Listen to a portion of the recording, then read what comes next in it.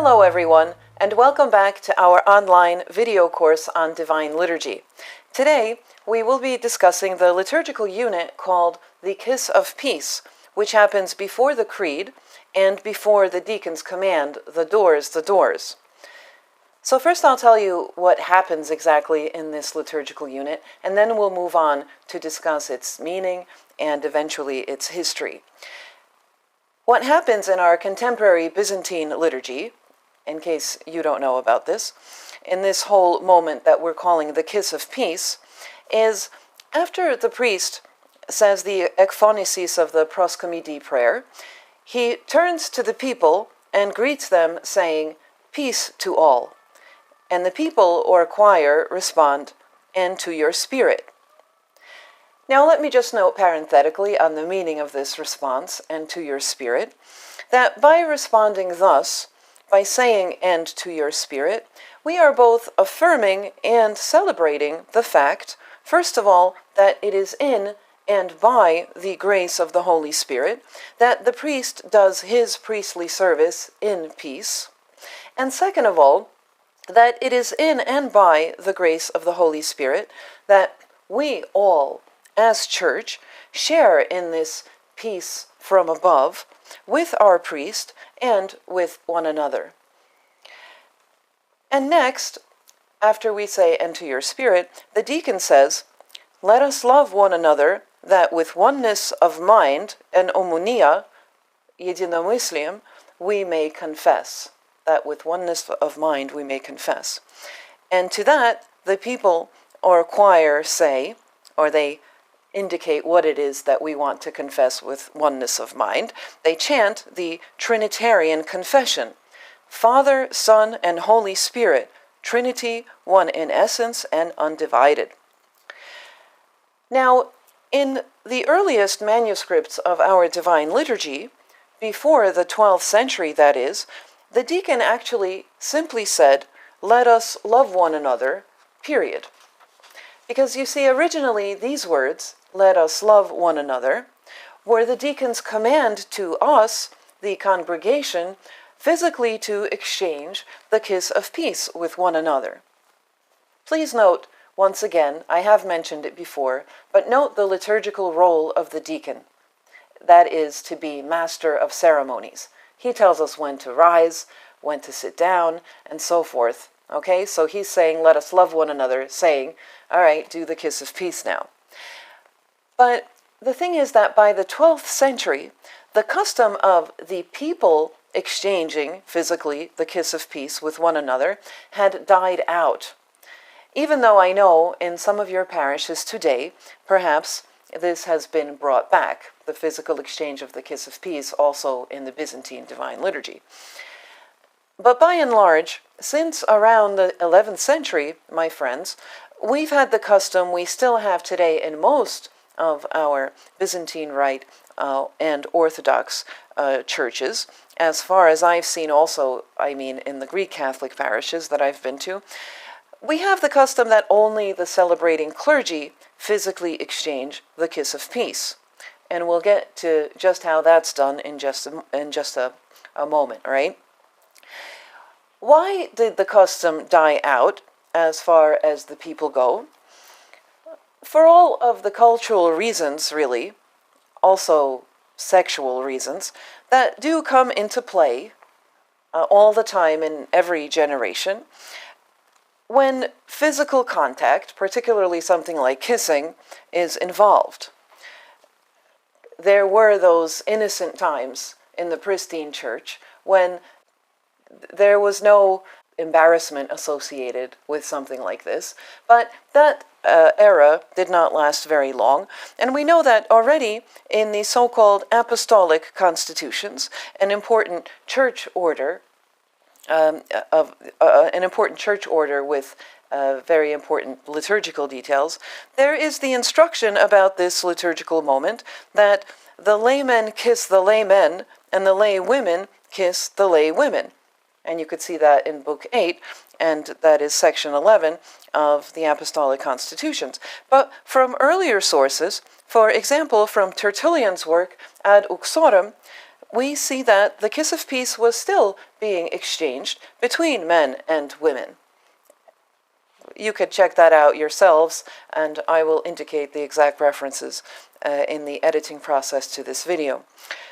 Be that as it may, as I've mentioned, the custom of the people exchanging the kiss of peace died out entirely already by the 11th century, and one can mention that this was perhaps because of the ever-increasing monastic influence on the Byzantine Rite since the post-iconoclastic period. You know that the monastics were the great defenders of the icons, and they emerged from the whole iconoclastic controversy as the most respected church members because of their stance for the veneration of icons. Anyway, so perhaps the increasing asceticism coming from monastic influence, also within the liturgical tradition, contributed to something like the kiss of peace being completely suppressed among the congregation. So what happens is, when "let us love one another" is no longer a command to the people to exchange physically the kiss of peace, words were added on to this command, to the deacon's original command, words that connect the command with something else, that we may with one mind confess, and eventually the Trinitarian confession appears, but there was a time when this also connected simply with the creed. And yes, there was the command to guard the doors, but there's a process by which somewhere in the 12th century, we already see that the Trinitarian confession, Father, Son, and Holy Spirit, is placed there. And it's in the accusative form because it is the thing that we are, the object of what we intend to confess with one mind. So the deacon's words are now a lead-in to that confession. Patera ion ke agion pneuma, Atsa i Syna i Svятаго Духа, and so forth. All right?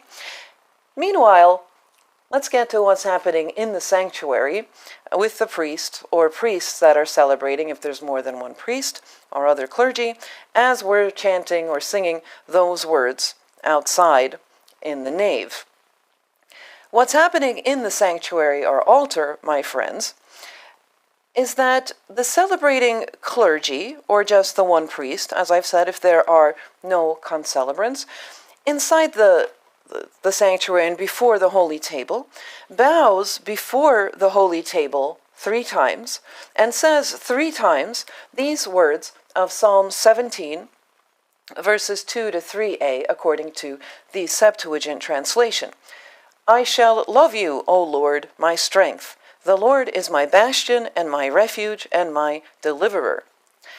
And then the celebrant or celebrants kiss the veiled discos and chalice, as well as the edge of the holy table. Please note that the kissing of the veiled chalice and discos was actually a very late, relatively speaking, late innovation of the famous Patriarch Philotheos of Constantinople in his famous Diataxis. Don't worry about it if you've never heard of this source, but it's a major source for the order of our Divine Liturgy today, because a lot of the things in this order, dated 1347, has remained the same until this day, okay? So anyway, the kissing of the actual veiled vessels, chalice and discos, first appears in this Diataxis, or order, of Patriarch Philotheos in the mid-14th century. And the reason that he introduced it, probably, is that it was to serve as a substitute for the kiss of peace at a liturgy where there are no concelebrants but just one priest. If you could think about that for a second, okay? Because the kind of rite that the Byzantine liturgy really envisions, a lot of it stems from a cathedral rite, okay, like the great church of Constantinople, the Hagia Sophia, where there were almost always more than one priest celebrating, okay, and perhaps even more than one bishop. So the situation where we have little liturgies where there's only one priest is actually not common in that cathedral setting. So this is a new accommodation for the situation of smaller liturgies. And then, moving on now with what happens in our liturgy, and then if there are concelebrants, they do physically exchange the kiss of peace. And they do this as follows. The senior priest or bishop goes to the right side of the holy table after he's kissed the veiled vessels and also the edge of the altar table, positions himself there, and then the rest of the celebrants will either, well, they will circle behind the holy table in order to reach the front and kiss the vessels, because you see, just crossing over in front of the holy table is considered inappropriate in the Byzantine rite. And then they proceed with the kiss of peace to the main celebrant, if there's that many celebrants that's necessary, okay? The way this happens is that the senior celebrant says to the junior, this goes in order of seniority, as well as the proceeding to kiss the vessels goes.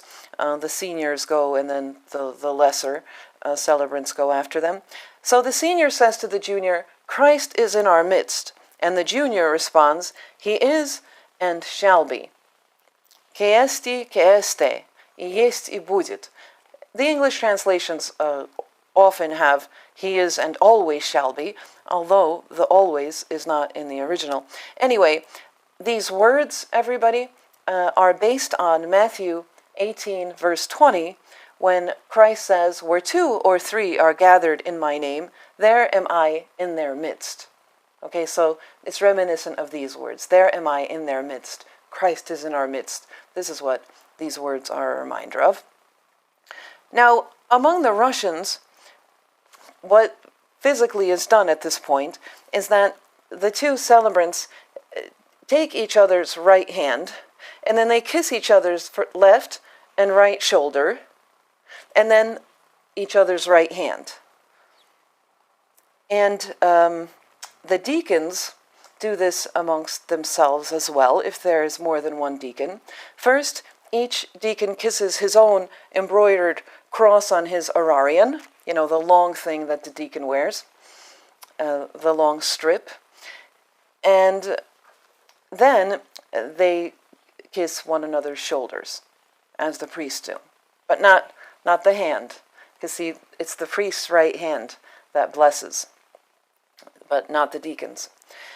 And in the Greek books, I haven't actually seen how the Greeks do this, I must say to you, my friends out there, but in the Greek liturgical books I've consulted, it says that the priests kiss each other's right hand.